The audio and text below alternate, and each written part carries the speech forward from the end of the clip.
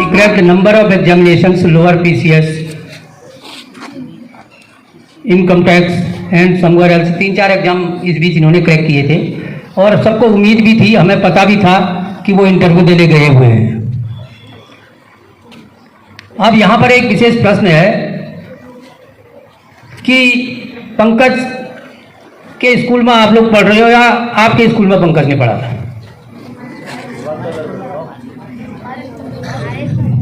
Very good. तो ये विद्यालय आपका भी है और पीसीएस पंकज भट्ट जी का भी है। Alumni, he is alumni of this college. और आज एक अचीवमेंट बहुत बड़ी उन्होंने प्राप्त की है। यह आसानी से नहीं होता। बच्चों, एक दो चीज़ दिखा, आपके सामने खड़े हैं भट्ट जी, आप गौर से देखिए ऊपर से नीचे तक। हंस रहे हैं आप। आपको कुछ अंतर लगता है अपने और इनमें?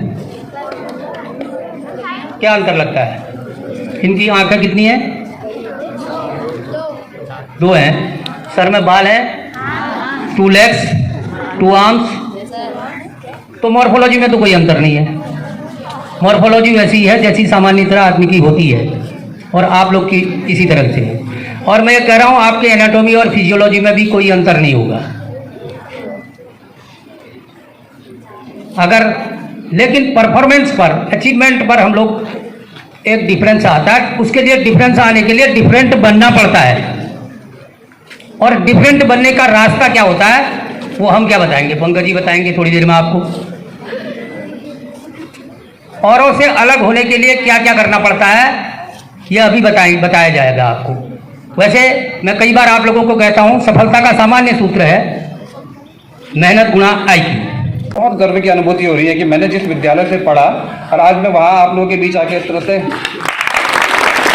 बहुत इमोशनल, भावनात्मक एक जुड़ाव जो मेरा है स्कूल से। मैं अपने स्कूल के बाद जर्नी आप लोगों के बीच में बताऊंगा कि मैं पीछे ऑडिबल है ना, आवाज़ आ रही पीछे है ना?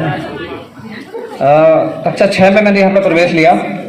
अब चूँकि मेरा जुड़ाव इसलिए भी ज़्यादा है क्योंकि मेरे जो पिताजी थे इसी स्कूल में कर्मचारी थे, तो मैं यहाँ आया। और उसके बाद कक्षा 8 में मैंने, क्योंकि यहाँ पे क्वार्टर खाली थे तो हम लोग यहाँ क्वार्टर में रहा करते थे सर। इस यही क्वार्टर है। तो मुझे आज भी याद है कि हम लोग यहाँ पे रहते थे और यहाँ पे खेला करते थे। आप लोग तो यहाँ क्या है कि सुबह आते हैं और दिन में चले जाते हैं। मैं तो दिन भर यहीं जुड़ा रहता था, दिन भर। और आपको विश्वास नहीं होगा कि जब मैं यहाँ रहता था स्कूल में तो कई बार क्या हुआ कि कर्मचारी हड़ताल पर चले जाते थे सर। तो हमारे प्रिंसिपल उस समय थे माननीय श्री सुंदर सिंह डसीला सर।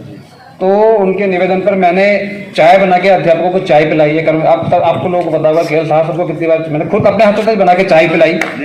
और मैंने स्कूल की घंटी तक बजाई। कई बार क्या होता था कि कर्मचारी हड़ताल में है, यूनियन की कोई हड़ताल हो गई तो सर कहते थे घंटी कौन बजाएगा। तो मैं स्कूल की सर घंटी बजाता, पीरियड में आ गया, क्लास से छूट के हम लोग घंटी बजाने के लिए यहाँ पर आया करता था। तो जीवन में सबसे महत्वपूर्ण चीज़ है जो मैं थोड़ा सा आप लोगों के बारे में बताता हूँ। छात्र जीवन का सबसे महत्वपूर्ण जो चीज़ मुझे लगती है वो है डिसिप्लिन, अनुशासन। तो एक तो आप लोग बहुत छोटे छोटे लग रहे थे, हमारे टाइम पे तो बहुत बड़े बड़े से बच्चे लगते थे। यहाँ तो लग रहा है कि प्राइमरी वाले से बच्चे हैं। 12th वाले बच्चे कहाँ बैठे हैं? 12th वाले, 11th 12th वाले कहाँ पर हैं? अच्छा, यहाँ पे बहुत छोटे हैं। हमारे में तो 8 में पढ़ते थे, 8-9 में इतने बच्चे बड़े होते थे। अभी तो मतलब बहुत छोटे, ऐसा है छोटे छोटे बच्चे मैम काफ़ी हो गए। तो डिसिप्लिन बहुत ज़रूरी है। देखिए सर, आर्ट और साइंस होगी ना अभी यहाँ पे। तो सबसे पहले तो ये भावना आपके अंदर नहीं होनी चाहिए कि ये आर्ट वाला बच्चा है, साइंस वाला बच्चा है, क्योंकि सब्जेक्ट कोई कुछ मैटर नहीं करता है। जब आपको ये चीज़ें पता लगेंगी जब आप आफ्टर 12th पास करके जाओगे तो जो साइंस वाला बच्चा भी है उसको ह्यूमैनिटीज़ के सब्जेक्ट पढ़ने पड़ेंगे, आर्ट के सब्जेक्ट पढ़ने पड़ेंगे। तो आर्ट वाला साइंस वाला कभी ये ना सोचे कि मैंने जो है फिजिक्स केमिस्ट्री मैथ्स पढ़ ली तो मेरे को हिस्ट्री ज्योग्राफी पॉलिटिकल साइंस नहीं पढ़नी पड़ेगी। आपको कंपटीशन का जमाना है, आगे आके वही हिस्ट्री वही ज्योग्राफी जो आप 6-7 8 में पढ़ के आगे ना 9th में, वहाँ नहीं। ये सबको पता है कि 6, 7, 8, 9, 10 में कौन कितनी SST पढ़ता है ना। तो अगर हमने भी इतना अच्छे से नहीं पढ़ी अगर हमने उस टाइम पे बहुत अच्छे से पढ़ा होता तो इतना टाइम हमको भी नहीं लगता। तो इसलिए तो आपकी जो भी आप देखना, किसी भी टॉपर का इंटरव्यू देखो, वो ये बोलता है कि मैंने अपनी तैयारी NCERT की बुक से करी है ना। और आपको तो कोर्स में NCERT की बुक्स हैं, तो आप उन NCERT की बुक्स को अगर अभी से फॉलो करो 6 से लेकर 12 तक की, तो आपको बाद में उतनी मेहनत कम हो जाएगी।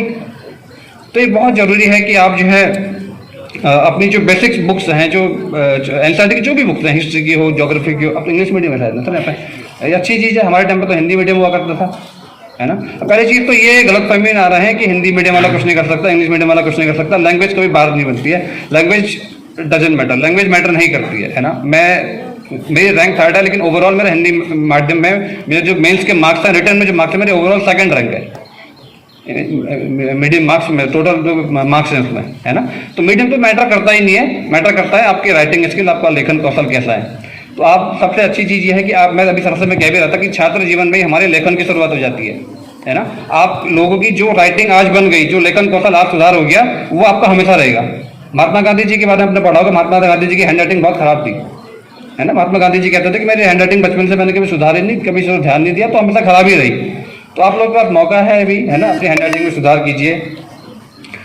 और मैंने दूसरी चीज़ मैंने बोले अनुशासन, जो छात्र जीवन में अनुशासन का बहुत महत्वपूर्ण योगदान है।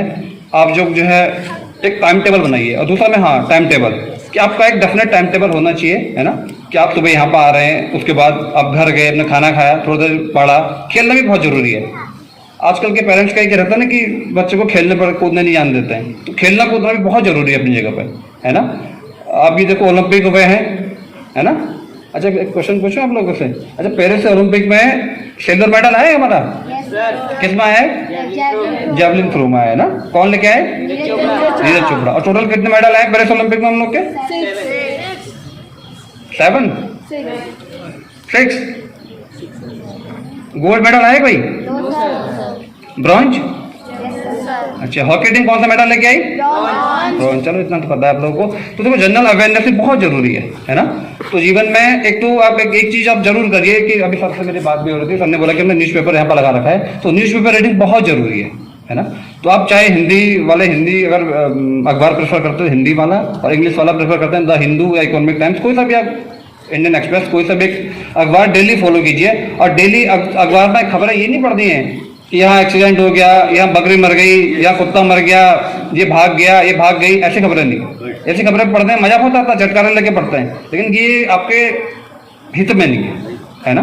तो अखबार पढ़ने का सबसे बेहतरीन तरीका बताता हूँ कि जब आप अखबार खोलते हैं तो सबसे पहले पेज कौन सा खोलना चाहिए? संपादकीय, है ना। आप देखना शुरू पे कोई भी अखबार लो आप, दैनिक जागरण, अमर उजाला, हिंदुस्तान टाइम्स, कोई सा भी अखबार आप लीजिए, तो उसमें सबसे पहला पेज जो आपको खोलना चाहिए, कौन सा खोलना चाहिए? संपादकीय। इंग्लिश वाले बोलते हैं एडिटोरियल्स, है ना। तो आपके जो सबसे काम की चीज है ना, वो है एडिटोरियल वाली चीज। और उसके बाद जो है फिर आप देखिए स्पोर्ट्स में कुछ इवेंट हो रहे हैं। अभी पीसीएस की परीक्षा 3rd रैंक में उत्तीर्ण किए हमारे सम्मानित श्री पंकज भट्ट जी, जो इस विद्यालय के में कार्यरत कर्मचारी हमारे श्री वंशीधर भट्ट जी के पुत्र हैं। आज हम सभी ने विद्यालय परिवार की ओर से आपके लिए, आपकी इस सफलता के लिए एक छोटी सी भेंट एवं सम्मान समारोह का आयोजन किया गया है। आशा है कि आप इस भेंट को, इस सम्मान समारोह को स्वीकार करेंगे। मैं श्री इस विद्यालय के प्रधानाचार्य जी और हमारे वरिष्ठ प्रवक्ता श्री चित्ररंजन पंत जी से निवेदन करूंगा कि मंच में आके श्री हमारे पीसीएस श्री पंकज भट्ट जी को माल्यार्पण कर स्वागत और अभिनंदन करेंगे। मैं आमंत्रित करूंगा श्री पंकज भट्ट जी को। आइए सर।